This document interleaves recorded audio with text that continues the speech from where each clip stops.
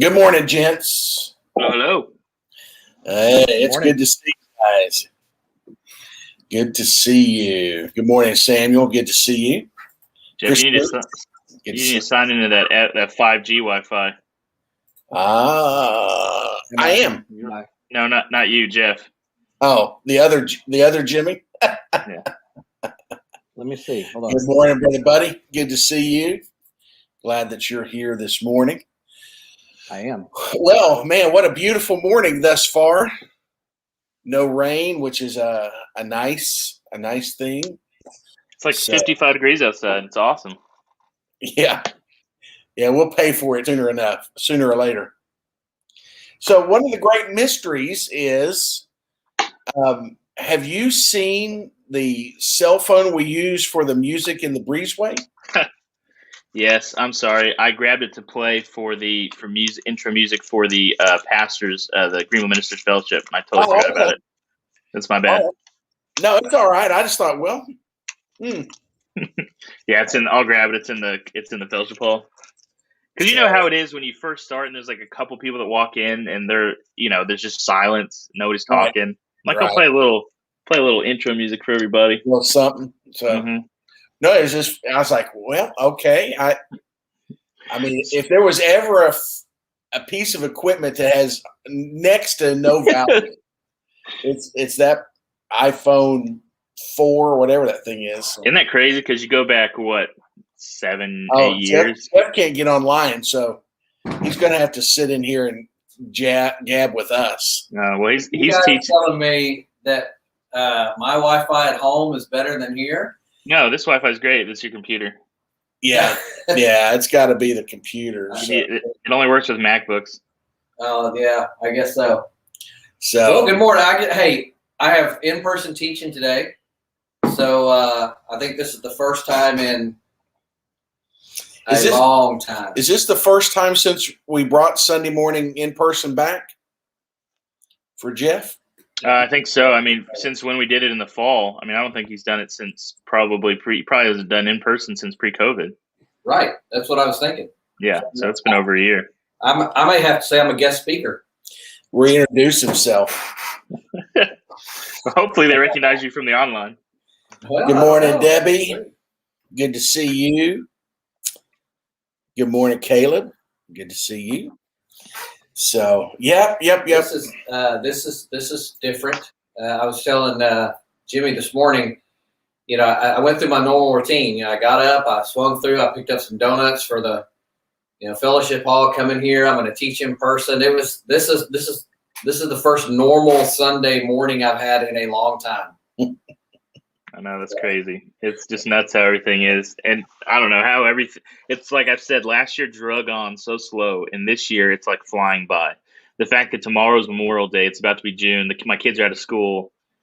I don't know. I don't know if I'm just getting older, or have y'all felt this year just flying by? Oh yeah.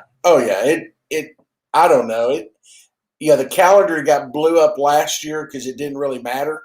Mm-hmm. And now it seems like the calendar doesn't really matter because it just flies by. Yeah. Oh yeah. You do anything for Memorial Day? Either one of you guys? No, probably cleaning house. We're supposed to go over to Dustin Alina's, but I'm not swimming if it's this cold. The kids will, but I will bring a book, and I will sit on a chair, and I will happily read. Yep. Well, I started, cleaning and getting the pool ready yesterday, and I'll probably do some of that tomorrow. But so most of I'm, my kryptonite is snakes. I do not like snakes at all, any shape, any form, poisonous, non-poisonous, good, bad, ugly, whatever. It doesn't matter. Any good snake's a dead snake. And I don't need all the ranting and raving about how snakes kill all these rodents. Give me the mice every day. I don't care. But anyway, so there's one in the basket. It was pretty good size. And it wasn't the normal, like gray grass snake thing. So, and I'm okay getting them out. But the problem is I typically flush them out of the basket, and then I pick them up in the net and kill them. Right. Tried to flush the thing out, disappeared. The snake is gone.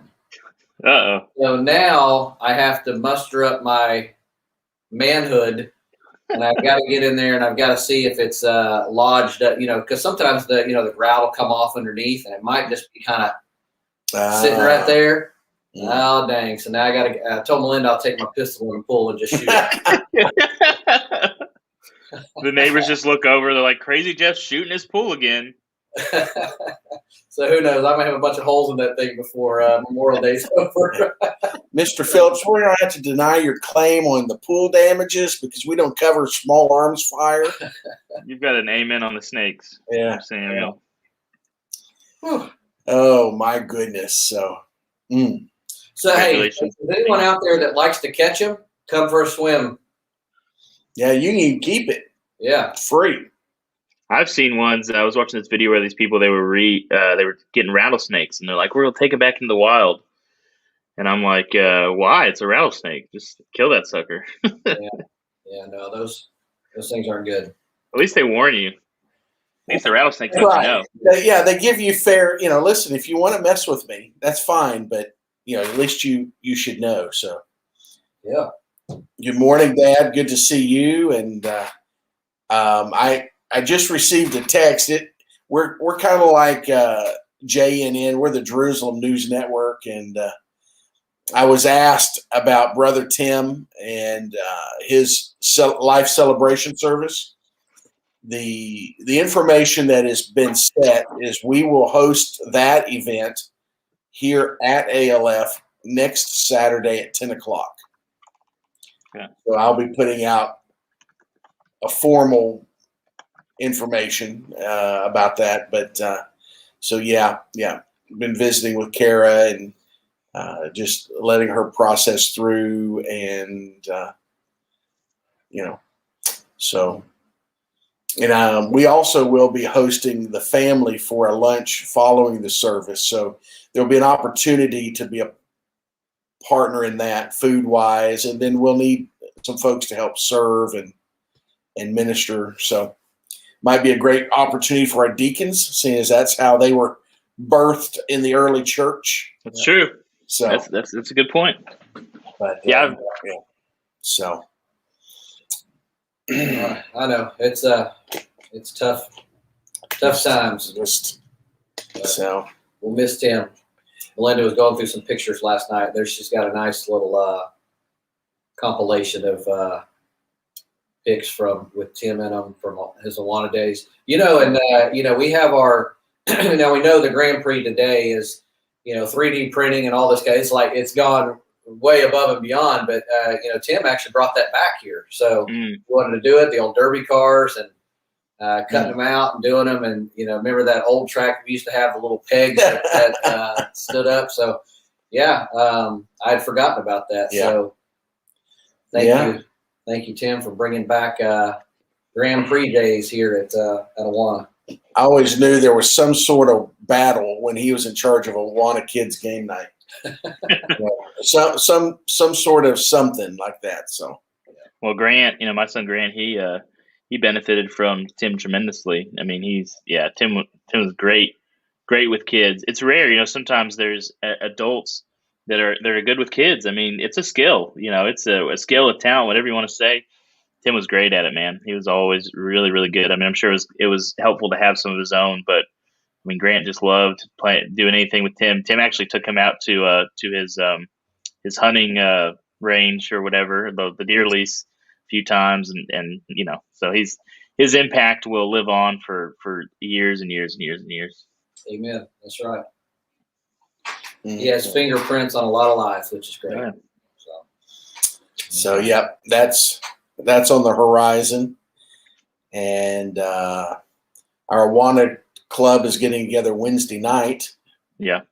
For kind of first time end of school, primer for next fall, I think.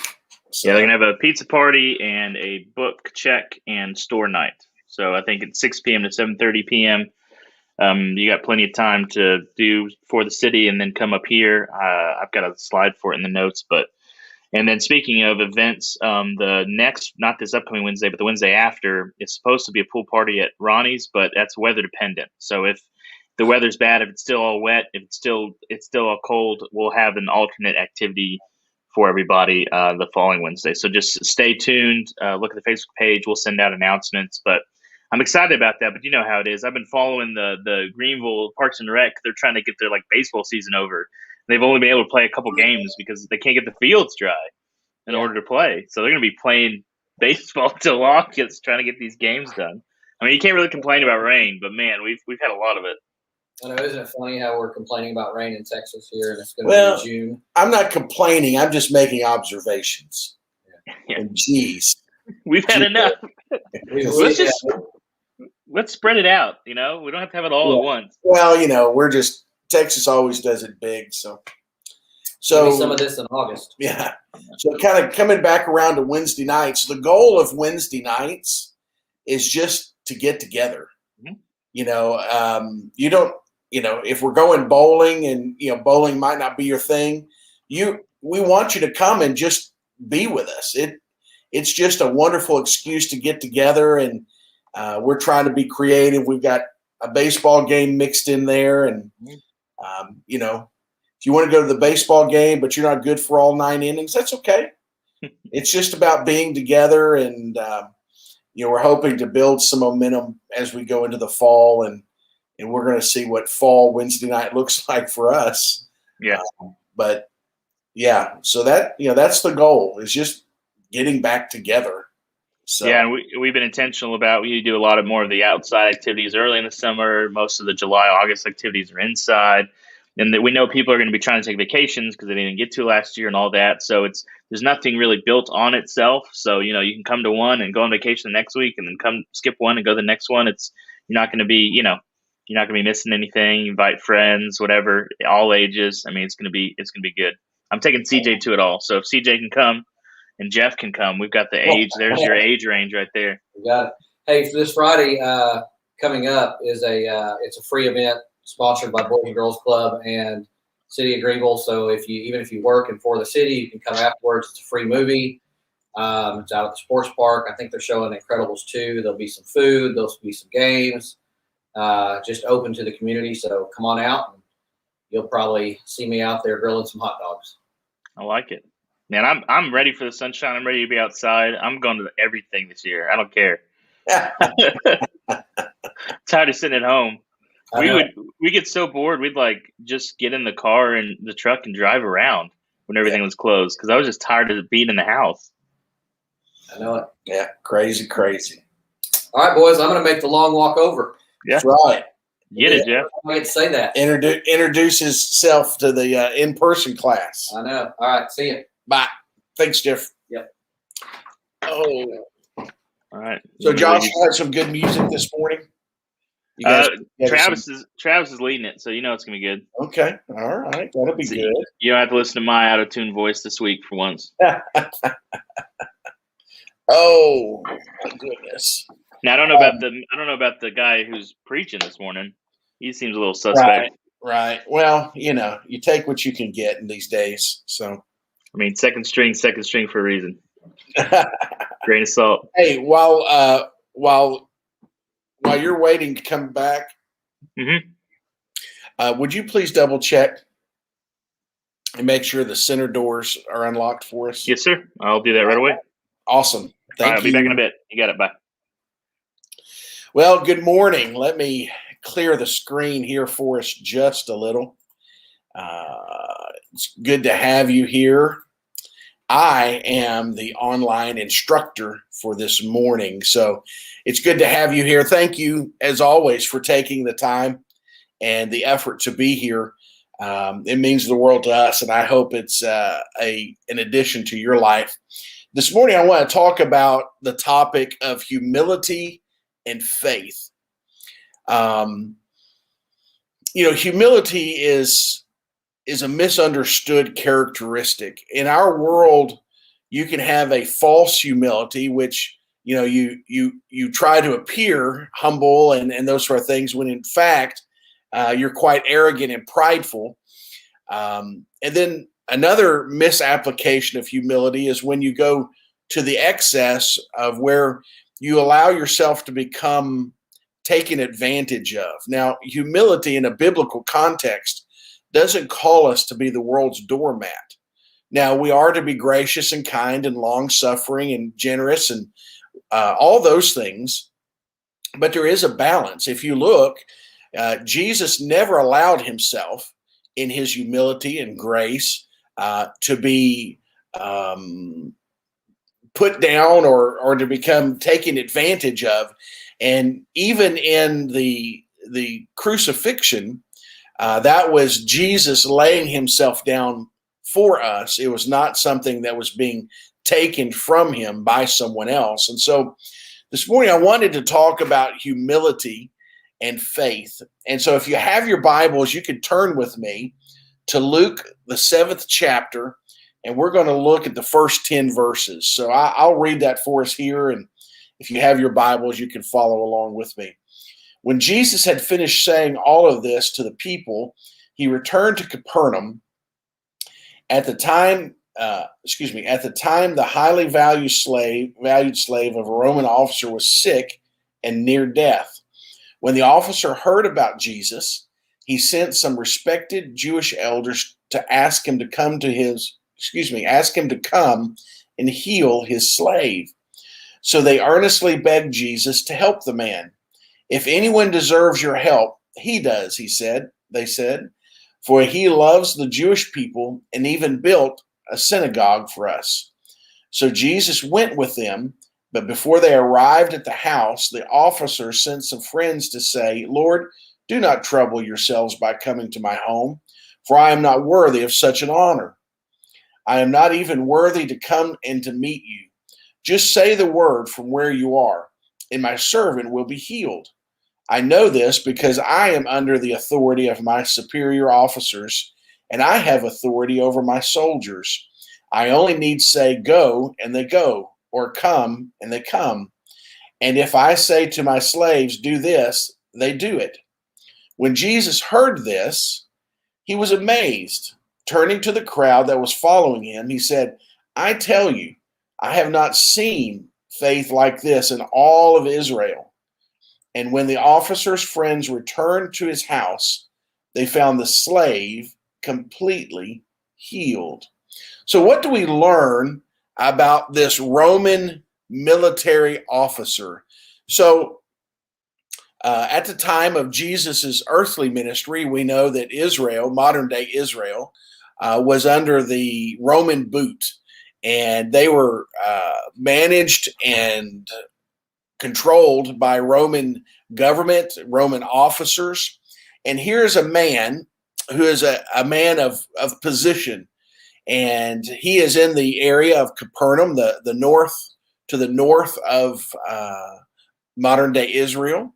And I don't know if this is the gentleman they gave credit to building a synagogue in Capernaum, but I've had the privilege of visiting a synagogue in Capernaum. There on the, I guess that's the northwest shores of the Sea of Galilee. But some things we learn about this man through these 10 verses was, one, is that he was a good master. Now, this is not the time nor the place to discuss slavery in the history of man. I believe we all can easily agree that slavery is a plight. It's always been a plight. It is not God's will for man to be enslaved to man, but it has occurred. But this man, even in the midst of this practice, was a good man because he cared for his slave. Now you say, well, Jimmy, of course he would care for his slave because his slave was a convenience or his slave was a money earner. Well, you could go that way if you wish, but I choose to go a little different direction. This wasn't a monetary appeal because the centurion could easily replace this one slave. This individual had value beyond just what their hands could do. And he reached out to a Hebrew, which is that's interesting in of itself. But he reaches out to Jesus on behalf of this servant. And he asked for the rabbis to help him be the intermediary between he and Jesus. Now, even that is an incredible act of humility, because as a Roman, as you know, they had great pride in who they were, and they usually had great disdain for the people underneath them. But this man placed a value on his servant so high that he was willing to inquire and ask for help from the local Jewish leadership to connect him with a man that he had heard about named Jesus. He had a good reputation in relationship with the Jewish communities and the leaders. They spoke of him well. They actually said, if any man deserved your help, this man deserves your help. Now that says a lot, because the Roman Hebrew relationship was pretty tense at most times. And for the Hebrews to speak so well of the centurion really says a lot about him, because of the less than favorable relationship that they had politically. So what we see here is it's kind of the best of a bad situation between the Hebrews and the centurion and his ill servant. So one of the questions I always like to ask is, when I'm out here in town, maybe eating or something, and I find out someone is here from out of town, I love to know how people get to Greenville. What's the story? There's a young lady, she's a waitress at the local Cracker Barrel, and she's from the north side of Chicago. And I remember when I first met her, I asked her, I said, oh, well, where are you from originally? She goes, the Midwest. I said, okay, well, that's a pretty wide swath. What does the Midwest mean? She goes, well, I'm from North Chicago. I said, oh, you're from up north. And she goes, no, I'm from the Midwest. I said, it all depends on from where your point of reference. I said, as a Texan, everything north of the Red River is up north. And so we chuckled at that, and we've built a bit of a friendly rapport. But in this circumstance, how did the centurion know of Jesus? Have you ever thought about that? He wasn't seeing him on JNN, the Jerusalem News Network.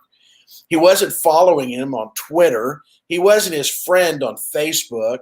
He wasn't catching up on Jesus's Instagram.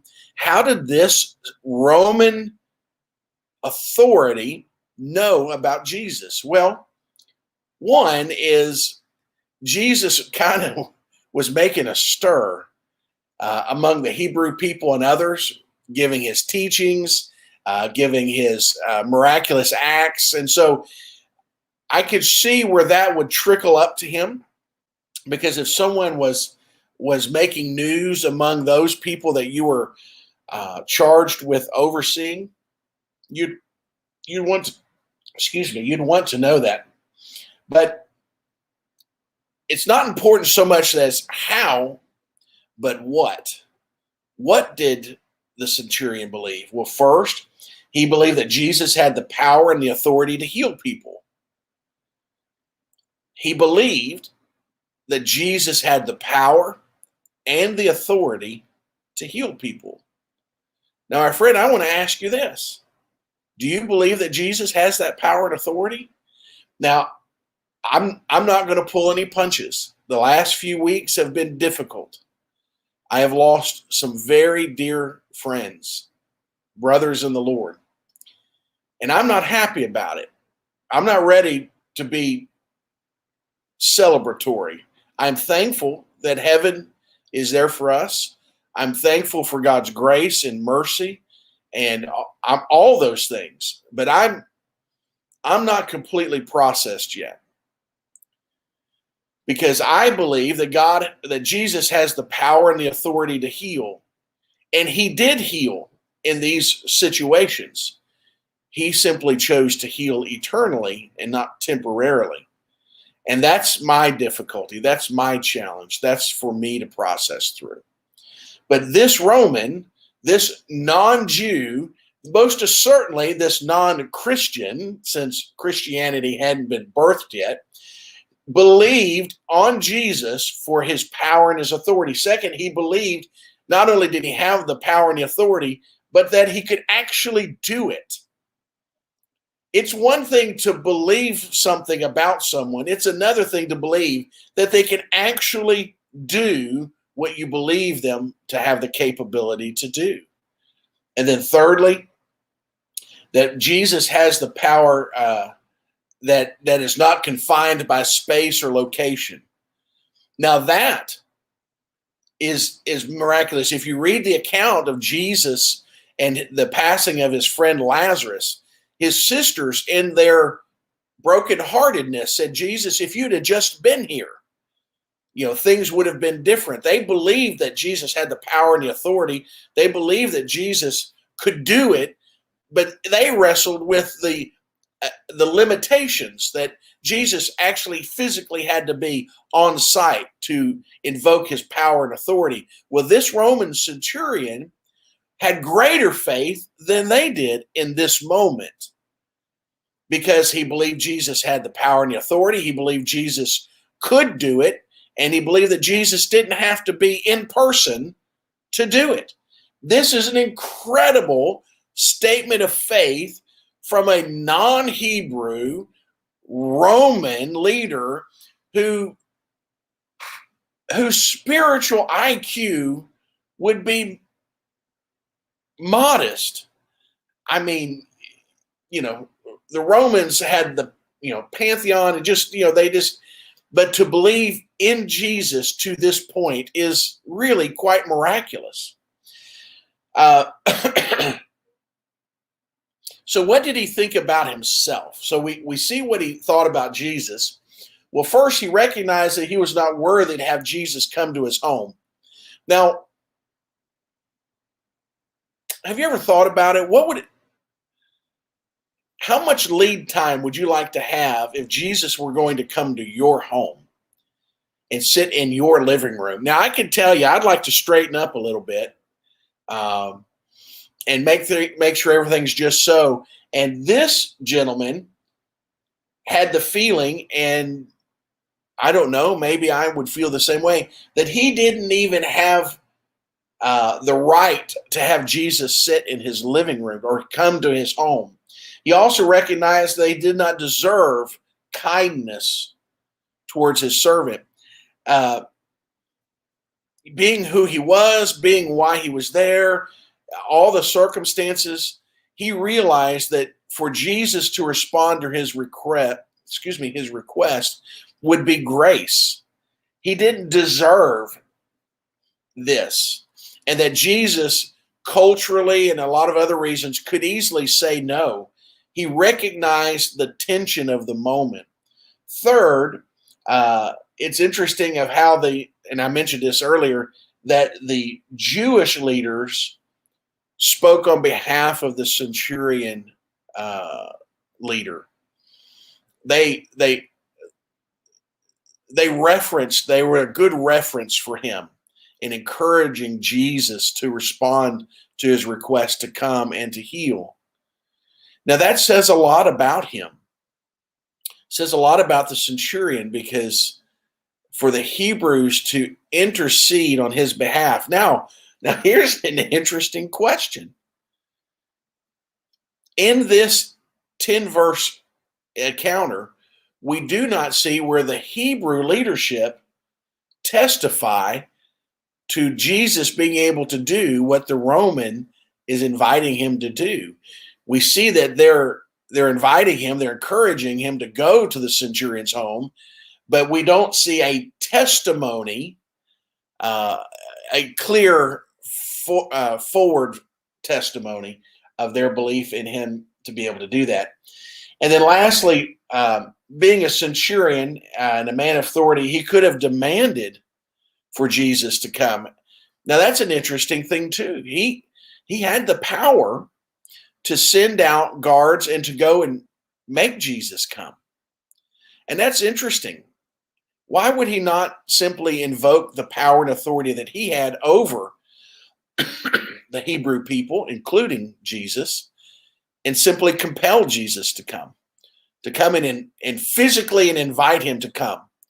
Well, I believe that really speaks more to the centurion's humility and faith towards Jesus, that he did not choose that he wanted to invite Jesus to come. And he believed that Jesus would come because of what he had heard testimony to, that Jesus cared and Jesus loved and Jesus served. So that's a very interesting thought. And then thirdly, why was Jesus so amazed at what he was hearing here? Jesus was amazed at the centurion's faith. He said to his followers, I have not found such faith in all of Israel. Now, wait a minute. That's a pretty bold statement, isn't it? Jesus turns to those people that are walking behind him and he says, this type of faith, this centurion's faith, I've not witnessed in all of Israel. Now, that says a lot for the centurion. I think it can be a bit of a chastisement for the Hebrews because Jesus was sent to the Hebrews first, and they were really wrestling with embracing who Jesus was, why he was sent, and what he was teaching. But this centurion received him, received who he was, why he was, and what he was about. Secondly, he healed the servant remotely and sent the centurion's friends back to him. Jesus responded to the request of the centurion. Why? Because he didn't want to finish the journey? I don't believe that's the case. Because he got a text and he had somewhere else he had to go? I don't believe that's the case either. I believe that Jesus responded to the request of the centurion in the way that he did so as to bolster the faith of the centurion. He met this man right where he desired to be met. And I think that's a beautiful thing. Jesus will meet us where we need to be met, and Jesus knows what that is. And then lastly, the most fascinating part of the story is that the servant isn't mentioned. The hinge pin of the encounter, we don't know anything about him. We don't know a name. We don't know an illness. We don't know anything about him. All we know is that the centurion reached out on his behalf or on their behalf, and Jesus responded on their behalf. But the servant we don't know anything of.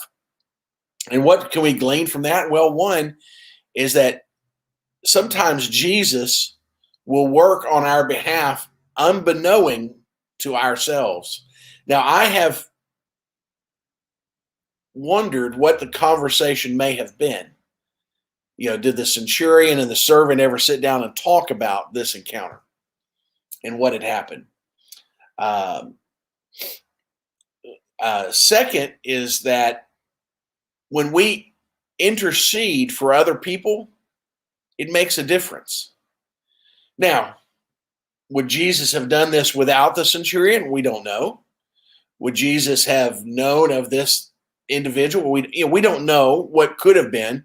But what we do know is that when we intercede on behalf of others, we can make a difference. In our world today, we need to be intercessors. We need to be intercessors of peace and truth in our social media.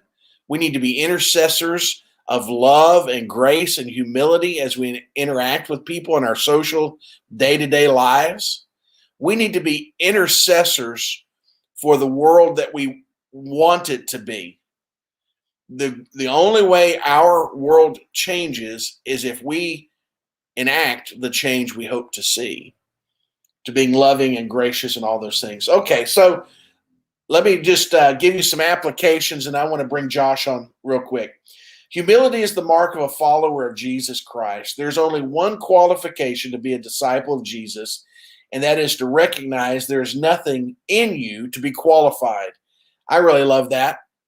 Brother Earl mentioned that last week during his message, that our righteousness is as filthy rags, and I won't take the time to unpack that illustration, but our righteousness is really quite gross in the eyes of a holy God. The unwavering faith in Jesus amazed him and still amazes us. I love what Isaiah says in chapter 66. He says, "Has not my hand made all these things? And so they came into being, declares the Lord. This is the one I esteem. This is the one that I esteem. This is the one that I honor. This is the one that I hold up. This is the one that I revere. This is the one that I respect." Well, who is that, Lord? He who is humble and contrite in spirit. That's who the Lord esteems. So the question before us is, what will we do in light of that truth? Josh, if you'd like to come on in, I'd love to hear some thoughts from you, and as we wrap up our morning study.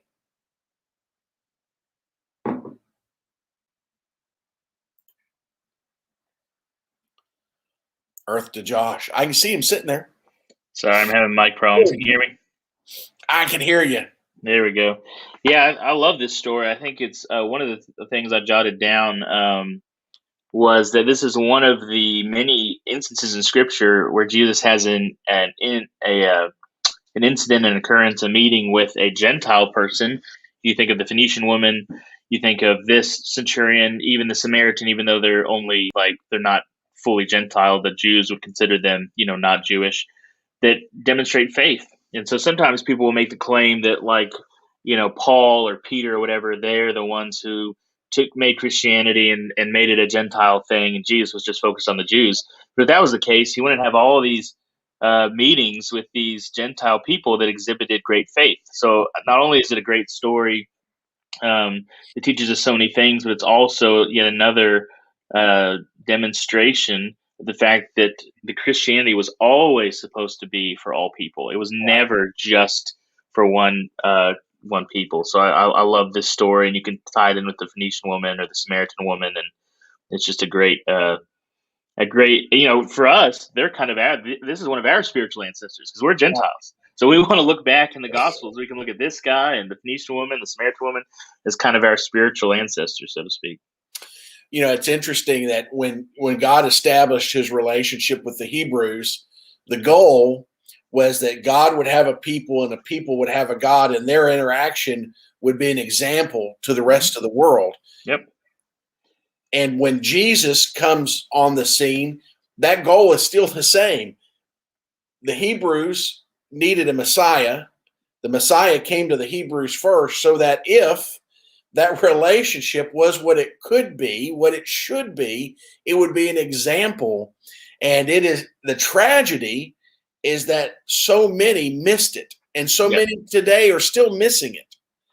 I often feel a little, I'm not going to say jealous, but for my Jewish friends who believe in Jesus, what a wonderful heritage that is. Right. But I've also been around many Jewish folks, and they're still committed to the old way, and it just looks so burdensome and cumbersome and binding, and it's hard to know that they're standing so close to the candle, so close to the light that it can almost scorch their arm hair, yet they do not see it. And they, the people of Israel, Christians can make the same mistake. One of their big mistake was God chose us because we're special. God chose us because we're better. And if we're not careful as Christians, we can have that same arrogant attitude towards non-believers. Like, oh yeah, we're Christians, we're special, we're better, we're the people of God. When you look at Scripture, God throughout Scripture consistently chooses the weak of the world, the nothings of the world. He chooses so that his glory is exemplified. I think I made this point a while back. So if God has chosen you, that's probably actually more a sign that you aren't esteemed by the world. You aren't some great powerful person than you are. So we can fall into the same fallacy that they did, thinking that God chose us because we somehow deserve it.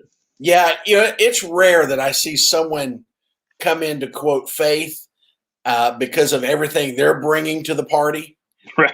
Uh, you know, most of the time, when we see Jesus for who he is, it's in light of our frailties and things. And you're exactly right. We need to be very, very careful, um, because we can become spiritually arrogant, you know. But for the grace of God, there go I. I look into our world today, and I was headed down a path, and I could still go back to that path. It's Right. only a choice away. I know that, but I'm just thankful for the path that I've been able to trod, and um, we do need to be like the centurion and make sure we take a regular dose of humble pie, because but for the grace of God, you know um, I didn't deserve it then. I still don't deserve it today. Yeah. God's grace and kindness and protection and provision and all those things I still don't deserve. And if I had 1,000 lifetimes to live for him, I still wouldn't deserve it. But thank God for grace. And sometimes those things can make it easier to come to Jesus. I mean, you think about this story of the rich young ruler that goes away, and Jesus goes, well, basically he's so rich he doesn't think he needs God. Like he doesn't want to get rid of that and follow God. So sometimes being the poor of the world, being the whatever, the not as powerful, that actually makes it kind of removes a lot of the barriers between us and God, because we know that we need him, Yes. whereas some people, they're confident in what they have as far as worldly wealth or worldly power, that all fades and all goes away. Well, I've been a lot of places and I've seen people walk for miles and hours to get to church so that they could hear a message and to be with the people of God. And the reason they do that is they recognize the value of those things. And it's amazing, yes, that those who have the least seem at times to have the shorter walk to find everything than those who are more comfortable by the world's standards. And um, one of the things I try to encourage people is, don't wait until the Lord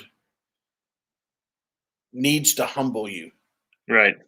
Humble yourself before the Lord. It is easier to bend your own knee than to have the Lord bend it for you. And,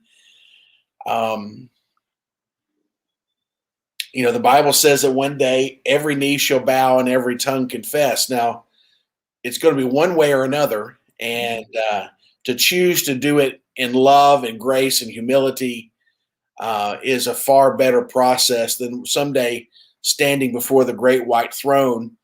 I believe that you'll bend it by choice still there. The unfortunate thing is you'll not be able to respond eternally to the truth that you're now willing to bend a knee to. That's a gut wrenching idea. So, but I love this because this man reached out, and to say that he was probably at the bottom of his rope, that's probably true. This individual was sick unto death, and he thought, well, I'm going to go where I believe there's help. And that's pretty amazing. And I love what Jesus did. Jesus could have said, well, I'm not here for the Romans. Right. Or he could have said, well, if that servant wants me, then he can ask for himself. He didn't do that, And I wonder what happened with this Roman centurion later on, like when the Jews revolted, a few decades after this, and there was another war with Rome. I wonder if he was still alive. I wonder if he was still a Roman centurion. Did he stick with the Rome? Did he, right, turn? It's just been interesting to see this man who obviously had faith, like you said, that Jesus had the power and authority to heal people. It doesn't go so far as to say that he became, a believer, a Christian. But I mean, he's at least most of the way there. You know what I mean? Yeah. I mean, there's not a lot of people I would think that, and he obviously, it says he gave or donated a synagogue to the Jews. So he was obviously a God-fearer, I guess is the category they probably would have put him in. But interesting to see what, how the rest of his life kind of lived out. Wouldn't you love to have been in his office when the communique comes down? Because, that Jesus was on the radar, especially toward the end of his earthly ministry. And I can't help but wonder, would there have been a company communication about Jesus, his crucifixion, the alleged resurrection, and this man, reading this communication? I don't know. I tend to lean. I think this man very well could be among our brethren in heaven one day. That'd be pretty cool. To express that faith when he did, and then, I don't know. I want to believe that he came to a faith that changed eternity for him. And this was just a glimpse of his faith, so. And then I wonder if it put him at odds with some of these Hebrew leaders, But Capernaum, that's where Peter was from, and that's where Jesus kind of based his ministry out of. So, there may not have been as much tension towards Jesus, but so yeah, because that came from the Jewish religious leaders that came up, so there might have been less of a tension there for sure. So, just to give you a little extra here. So when you go to Capernaum, there's a church, and it's elevated up, and the floor is glass, and underneath the church is what tradition says is the house of Peter. Oh, that's awesome. And then just steps away are the remains of a synagogue. And then the Sea of Galilee is, I don't know, 100 yards, 200 yards at most. And so, this was Capernaum. This is where this man would have had authority, and quite truthfully, is probably where Jesus was when he sent for him. Right. So, very interesting. They have that at the cathedral in Milan, where the church that Augustine was baptized in. They've got it kind of like that, where they've got the cathedral's built on the ruins or the remains of an older one. I love when they do that. That's so cool. Yeah. Well, it's important. We've got to stay tethered to our past, and it's important because it shows we do have a past. That history is real, but it also humbles us to realize that if the Lord tarries, we'll be a part of history too. So I want to be a part of history that's worthy of being remembered, So, well, all right, Josh, I have your headset in here, so cool. If you want to pop in here and get it and get geared up for this morning, well, I'll bid our friends an adieu. Sounds good. Well, again, thank you guys for being here this morning. And I hope that our brief look at this centurion's faith will encourage you.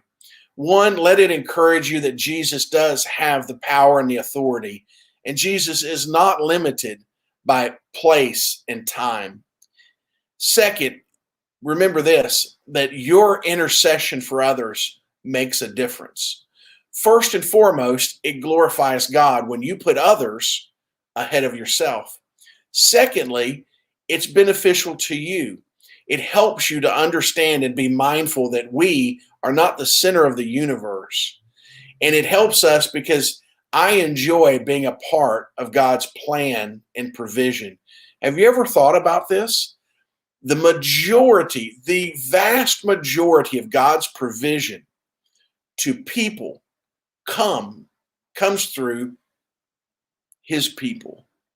You may be the provision that individual needs, and you may be the conduit by which Jesus chooses to deliver it. What greater honor could there be? Third is you never know.